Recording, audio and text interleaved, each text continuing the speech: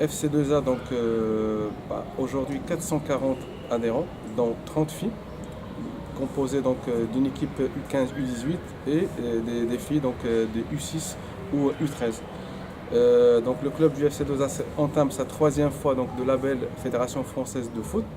Un encadrement donc, formé, une fidélisation au niveau des adhérents, donc voilà, donc accueil des enfants, sécurité des enfants et donc l'aspect éducatif qui est important donc, au sein du FC2A, quoi. Donc nous on est là, on forme des citoyens, comme j'ai dit tout à l'heure, hein, donc ces citoyens responsables avant les sportifs. Donc pour les projets donc, avec les écoles, donc nous on a un foot à l'école. Tous les mardis, donc il y a 4 classes qui font une activité foot, voilà, foot ludique, et à travers un projet culturel. Donc là cette année, donc, le thème choisi, c'est égalité hommes-femmes dans le sport, et en l'occurrence dans le foot. Donc voilà, donc avec ces 4 classes, donc là c'est un concours national. Donc ils ont un projet en classe et un projet donc, sur le terrain, en plus des séances d'entraînement. Et donc ils vont postuler pour avoir peut-être ce trophée. On travaille avec l'école du secteur, l'école Bizané. Il y a une bonne partie donc, de nos adhérents qui font partie donc, de cette école. On a aussi donc, entamé cette année donc, un projet avec le collège, donc c'est la classe foot. Donc on n'est pas donc, dans un CHA, donc classe à horaire aménagé, mais pas loin. Avec une vocation, donc c'est le transfert des compétences des jeunes. On sait qu'ils sont voilà, bons sportivement et on travaille sur ce transfert de compétences. Donc bons sportivement, donc voilà, je mets toute mon énergie pour avoir un bon comportement à l'école et avoir donc, voilà, concentration, implication et bien travailler. Donc le but c'est pas former des médecins ou des ingénieurs, mais au moins donc, il y a ce transfert de compétences. Quoi. Donc foot à l'école. Et donc là, donc, le collège adhère à 100% à notre projet. Il y a une séance obligatoire des deux devoirs en plus des séances foot. Donc là, donc, c'est une première expérience et là on se rend compte que donc, on a de plus en plus de demandes. Donc, sur le plan sportif, mais sur le plan aussi donc, aide de devoir.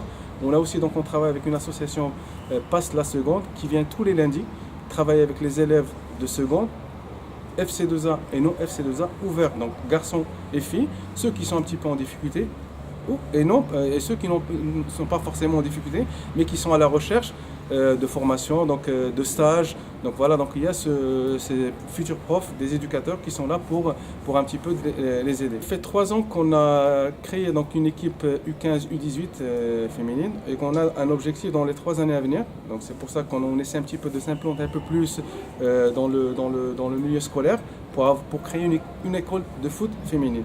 Donc on s'appuie aussi donc, de la compétence de la ville, donc là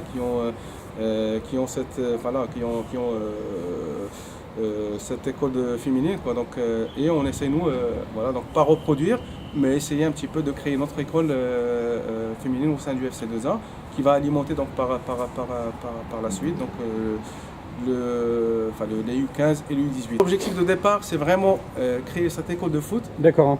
Après, donc les U15, U18 et pourquoi pas donc les années à venir, voilà, fidéliser et garder ces filles donc pour les équipes seniors. Donc nous, on a un but donc voilà vraiment de démocratiser donc cette pratique féminine au sein de notre club. Quoi. Donc voilà, donc les filles ont leur place amplement donc, dans notre association.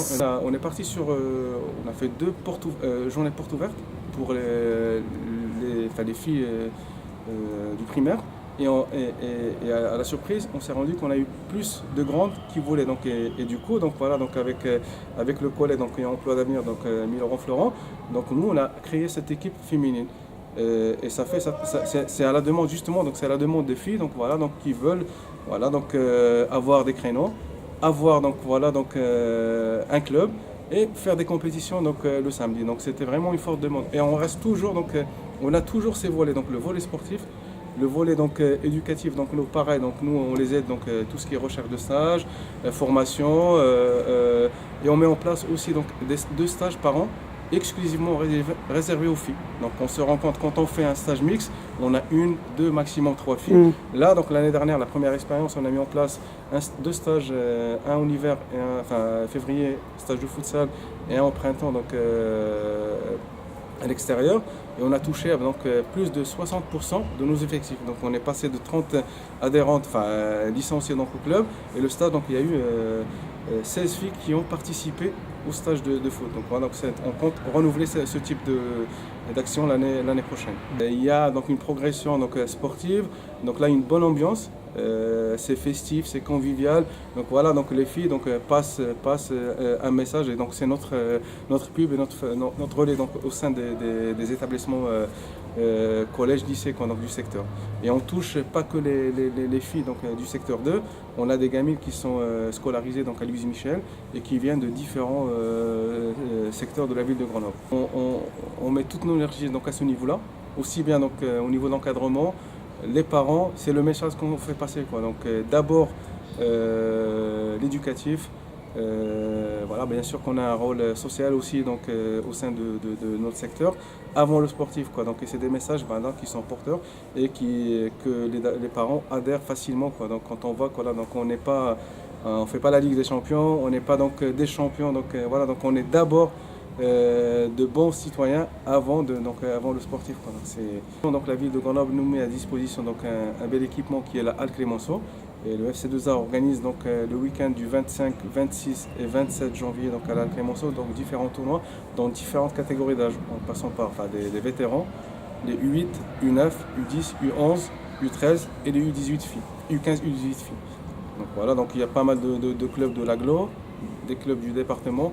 Et comme on a donc un fort contact donc, avec les clubs de la Loire, donc on a un club de Saint-Étienne, donc on a vraiment donc, une bonne relation avec eux. Ils viennent chez nous, on va chez eux. Quoi. Donc ça aussi, c'est permettre aux jeunes du FC2A d'aller voir d'autres jeunes, donc pas forcément du département, de la région et vice-versa. Cette action donc, menée par la ville de Grenoble, le goûter dans Noël pour le foot féminin, donc voilà, donc c'est des choses qu'on souhaite revoir et pérenniser pour après quoi. Donc voilà, c'est quelque chose que voilà, donc moi j'ai discuté avec des parents, avec des gamines, et c'est quelque chose auquel ils adhèrent fortement quoi. Donc et c'est le futur donc du foot.